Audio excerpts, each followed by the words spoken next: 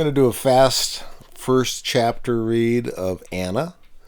I did Anna right after I finished the Betts trilogy.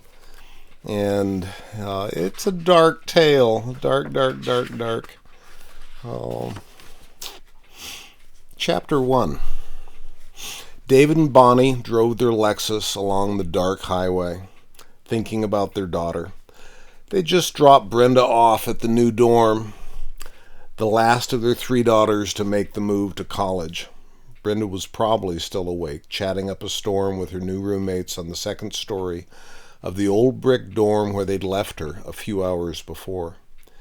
David drove, as he usually did when the two of them were still in the car, mostly listening to his wife work out the events of the day. I wish I had known about the plaster walls, so she'd have some of those sticky balls to hang her pictures up with. If she uses a nail, she'll get in trouble, and that old plaster might fall down in chunks. And you'll get the bill for it, I'm sure, Bonnie fretted. Her roommate seems nice, David offered. Amber? Audrey, his wife corrected. She seems nice enough, I guess. Why do you think she was wearing those long sleeves? David had most of his mind on the road. There were a lot of deer along this patch. The bloody and bloated carcasses, a constant reminder of how well the relationship between cars and wildlife had worked out. David didn't want to spend $5,000, he figured, or maybe $6 for a new grill and bumper, and he didn't want any blood on his hands. So, why the long sleeves? Bonnie insisted. David thought about it. She was wearing long sleeves, he asked stupidly. He flipped the lights to high beam, hoping to see the green gleam of an eye before the bounding brown body leapt out of nowhere. Of course she was wearing long sleeves, Bonnie said, sounding a little irritated. She had that blue sweatshirt on, a hoodie with some high school name on it in front, Cherry Hills, and long sleeves. David thought about that. I think most sweatshirts have long sleeves, he said. Bonnie snorted. Of course they have long sleeves. It's a sweatshirt or a hoodie. That's not the issue. Why was she wearing long sleeves? Bonnie was getting angry now, and David had no idea what to say. In the distance, up ahead, a truck was in their lane, red lights by the dozens across the back, moving just a tiny bit slower than they were traveling. He would have to pass the truck. David thought about changing lanes. Don't you even care? Bonnie asked. I thought she seemed nice, said David, thinking about the truck. Sure, said Bonnie, she seemed nice. That's not the issue. But why the long sleeves? That's the question. They rode along in silence, getting a little closer to the truck with each mile. David thought of notching the cruise control down a mile or two and not having to worry about the truck. David hated passing trucks. Huge things, 60,000, 80,000 pounds, rolling down the highway at what must be right on 70 miles an hour. Their tires blowing up all over the place, jugs of urine tossed out to lie on the road like some monster scenting his territory, and at 2 o'clock in the morning. Who would be driving at this hour anyway? David tried to picture the driver up in the distance and see if he was paying attention or nodding off, or clicking through porn sites on his smartphone, or drinking or high on drugs. The tiny red taillights in the distance told very little. She looks so small, said Bonnie. David stopped thinking about the truck driver. Who, Amber? He asked. Of course not Amber, snorted Bonnie. And it's Audrey anyway. It's Brenda. Why would I be talking about Audrey? Brenda's our daughter, and she looks so small, standing there in the door watching us walk away. David tried to remember his daughter standing in the doorway. I think she was over by the bed, he said, half to himself. She was not, Bonnie replied. She was standing by the door, looking sad that we were leaving and scared, and small. She looked really small. David thought about that. Isn't she like 5'3"? That's kind of small, but not really small. Bonnie turned her head away angrily. That's not what I mean, she said. She just looked really small standing there. David thought about the high beams. He wanted the bright lights on so he could see the eyes of the deer before they jumped into the road, but he didn't want to annoy the truck driver up ahead with bright lights coming up in the rearview mirror. He needed to dim the lights at some point before he passed the truck, but not too soon because he might not see a deer by the side of the road. David thought about that. "You really don't get it, do you?" said Bonnie. David heard the annoyance in his wife's voice and then the question. "Get what?" he said, trying to pay attention. "You're no help at all," she said. The truck got bigger. David would ordinarily have some compassion for his wife, who was obviously upset. But he was tired. It was past 2 o'clock in the morning, and he'd driven all day. First out to James Madison, the car loaded with Brenda and all of her things, a bike on the back, bags of clothing, boxes of shoes, some posters, her backpack, her purse with a brand new debit card linked to his account, her headphones, the tiny earbuds snug in her ears, buzzing away with the music that he listened to. Bonnie had tried talking to her anyway, telling her all the things she'd need to know about being on her own. Brenda had nodded, tapping her fingers to the music. Then David had hauled all of Brenda's stuff up the stairs, load after load, and moved it back and forth, as Bonnie and Brenda argued about where the things might look best. And David had been uncomfortable around Amber or Audrey, who was cute and young and sat on her bed in her cutoffs and that sweatshirt. She'd smiled at him, looking more at him than anyone else really, and there he was, standing in her bedroom, and he didn't even know her. Her underwear was in the bathroom, tiny panties barely there, and a satiny bra, racy women's stuff hanging on the shower. David had felt even more uncomfortable when he came back out. He hated going to the bathroom where other people might hear. "It's a long drive," he'd said, looking at the door. "We better get going." They were still an hour and a half at least from home, meaning they'd get in around 4 in the morning. He'd feel off for the next 2 days, a weekend, but still he was too old for these all-nighters. Even when he was younger, he was tired and he tried for an early bedtime. He wondered why Amber had been smiling at him. David saw a gleam up ahead by the side of the road and snapped his attention back to driving. His foot hovered over the brake and then tapped it, dropping the cruise control and slowing the car just a bit. As he drew closer, he saw a metal post marking a culvert, set with a white reflector, gleaming brightly in the high-beam headlights. He tapped the cruise control resume button, and the car sped back up. "What happened?" said Bonnie, aware of this change in speed. "There's a fence post there," David replied, "in a culvert. I thought it might be a deer." David thought about this while Bonnie asked, "You thought a culvert and a fence post was a deer?" David drove because he was aware of things and was aware of how dangerous the world was. Bonnie, he thought, had no idea. She would never have had the high beams on, or even think about deer running out in the road and getting hit. "What was the bathroom like?" Bonnie suddenly asked. David thought guiltily about the underwear. It was okay," he said. The truck was starting to get a little closer, still a ways off, but he needed to think about this. "What do you mean, okay? Was it nice? Was it clean?" David thought about the truck and then thought about the bathroom. "Yeah," he said, thinking about the truck again. "Yeah, what?" she asked. "Nice," he said, "and clean," he added.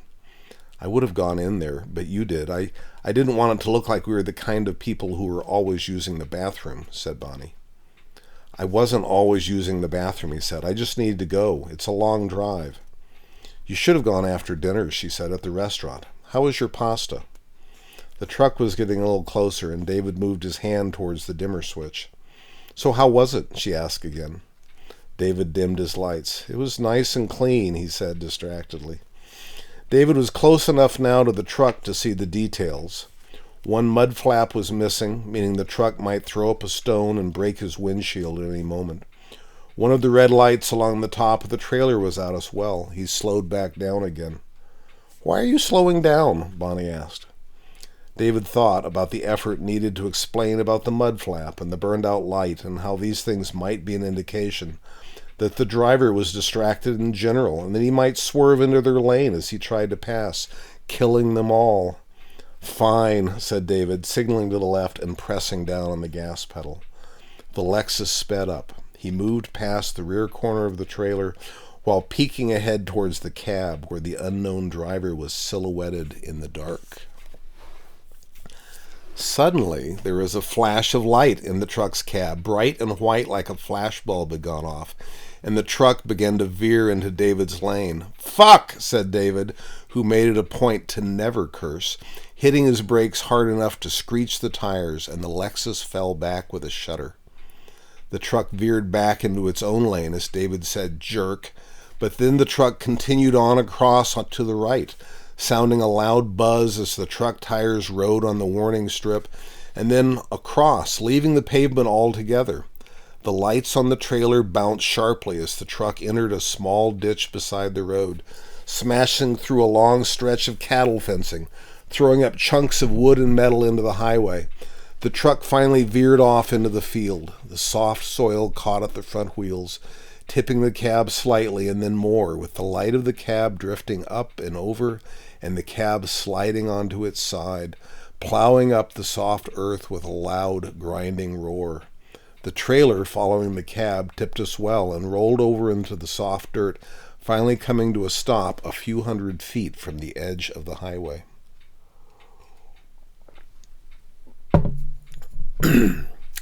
David stopped the Lexus, his heart pounding, and he held his arm out as if to keep Bonnie from hitting the dashboard.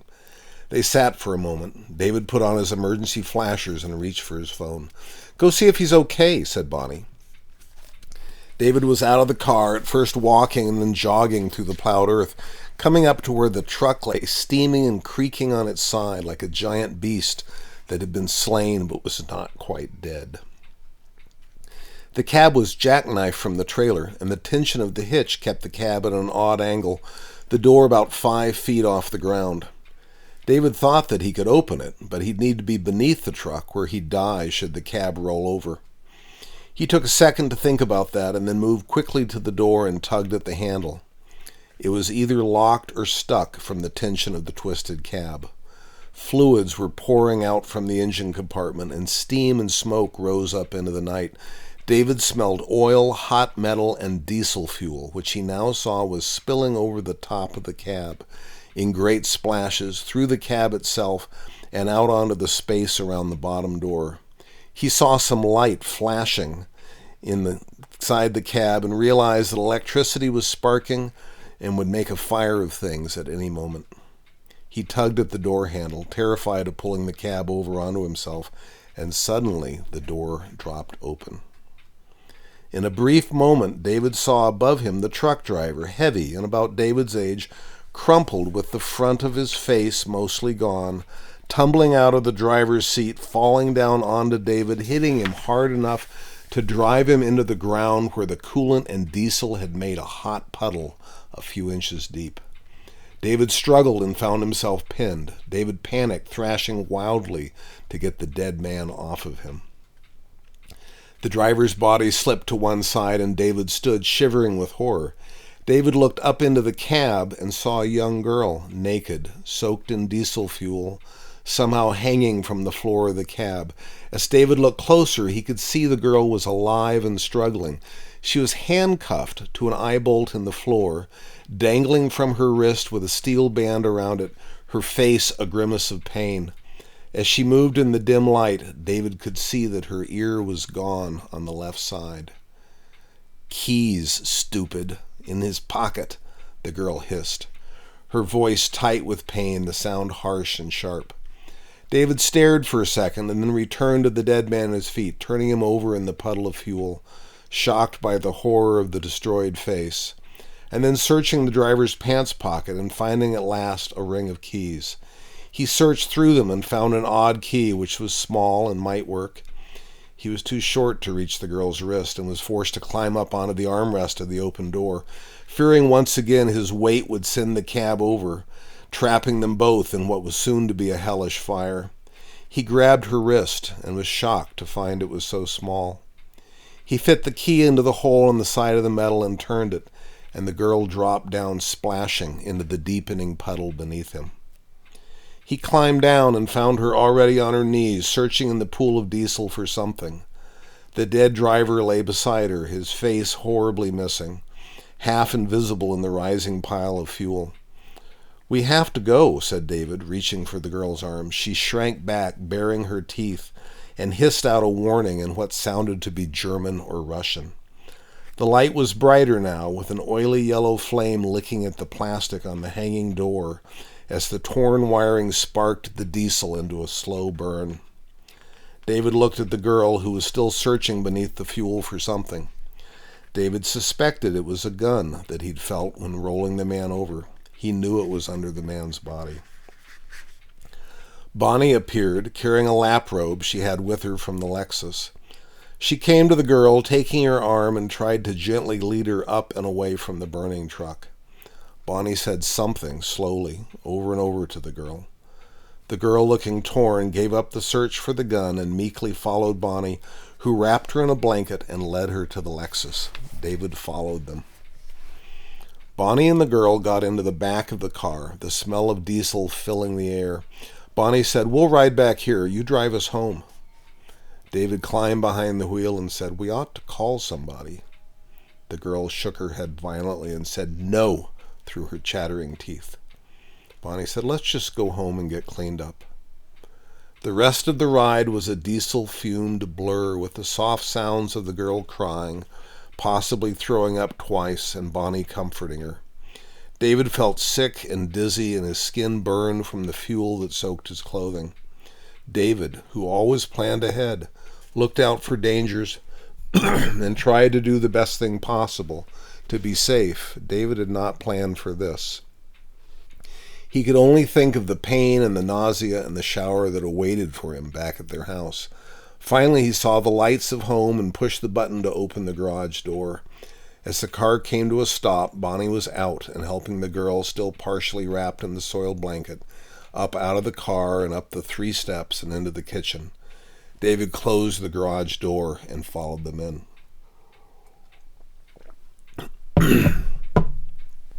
Bonnie took the girl upstairs to Brenda's newly empty bedroom. He could hear the shower going on just as he stepped into the master bedroom and was making his way to their own shower. He turned on the shower water and stared for a second at the toilet before lifting the lid and vomiting over and over into the clean white bowl. He almost slipped when he stood, the fuel oil from his clothing making a slick on the bathroom floor. But he dropped his foul clothes and entered the hot water, the sting eventually giving way to relief. He soaped himself twice, rinsed, and still felt slick and pungent. He stood for a bit under the water, thinking now of the tankless water heater he'd installed when Brenda had become a teen and spent so much of her time in the shower. He was thankful to have as much hot water as he could use. A sharper sting on his arm brought him to look at a long cut that he had, from where he was not sure, running 3 inches from his elbow down towards his wrist. Not deep enough for stitches, he thought, but painful in the soap and hot water. He shook his head at the events of the night and thought about Bonnie, showering off the girl and probably getting her to bed in Brenda's room. No one was better than Bonnie in a pinch. For every crisis in their lives, like the trip to the ER with Brenda after the girl fell out of a tree and landed on the sidewalk, or the neighbor who'd pounded on their door in the middle of the night running from her husband. Bonnie had met these situations clear-eyed and calm, seeing the hidden parts of the problem and seeing that things were made right again. David leaned his head against the tile and felt the hot water run down his back. He started to worry about wasting water and turned the shower off. He gingerly rubbed himself with the tile. His skin still felt raw, and he looked at his clothing on the tile floor, shimmering with fuel oil. He pulled out a fresh bag from under the sink and carefully put his clothing into it. He wiped the floor with toilet paper, sprayed the floor with towel cleaner, and then wiped again with a hand towel. After this was done and the bathroom looked better, he went to the bedroom and put on his pajamas. He lay down in bed and closed his eyes. Images of the dead truck driver, the dangling girl, and the spreading fire appeared. He remembered the sound of the girl hissing as she bared her teeth at him. He tried to think of Brenda, safely moved off to college. And then he thought that she would still be up, probably out meeting people, new people, people who might be something like the dead truck driver. He sighed and turned the light back on, reaching for the current book he kept beside his bed. David was old enough to often wake in the night. Most nights he could read for a bit, then turn the light off and go back to sleep. He was rereading the first paragraph of his book when Bonnie came in, looking too angry for sleep. "Is she okay?" David asked. "She's washed and tucked into Brenda's bed. She still smells like my dad's tractor. I put her in Brenda's PJs, which are about 5 sizes too big, and she flinched when I bent over to tuck her in, like I was going to hit her. Sometimes I hate this world." Bonnie took her clothes off, smelling them with a disgusted face. "Everything smells of diesel. What did you do with your clothes?" she asked. "They're in a trash bag in the bathroom. They were leaking fuel oil all over the floor. I figured we could wash everything out tomorrow." David pulled the blankets back, inviting Bonnie to bed. "I'm going to bag my clothes up too," she said. "I don't want the stink in here while I'm trying to sleep." She wandered to the bathroom and then came back after washing her hands. She sat on the edge of the bed and put her head in her hands and began to cry. "I think she's from a different country, and someone cut her ear off." David sat up and tried to put an arm around his wife, but she pushed him away. "We'll figure it out in the morning," she said, laying down with her back to him. "I shouldn't say this, but I wish he'd been alive for the fire." David laid an arm across her shoulders, and Bonnie fell asleep. David lay awake, trying not to move or make noise that might wake Bonnie up again. He thought about the girl, and then thought instead about the clothes and the blanket and how he might clean the car out tomorrow. He should have left the windows down and tried to scrub the worst of it out, but it was too late now. He wondered if the leather would hold the smell and stains worse than cloth or not as much. He thought about the carpet and wondered how much diesel had gotten down into it. He was lying still when he saw the shadow of the girl standing in their doorway. Brenda's oversized pajamas covering her hands and feet. She stood silent, watching them in bed. He felt a shiver as he remembered her groping for the gun in the mud and wondered if she would have shot him had she found it. He thought about the face of the truck driver gone. He watched her carefully, trying to determine if she meant to harm them or meant to run away. The girl whispered something, too faint for him to hear anything but sadness, and then she turned and went back towards Brenda's room. So that's chapter 1 of Anna. It is a dark tale, and you might enjoy it.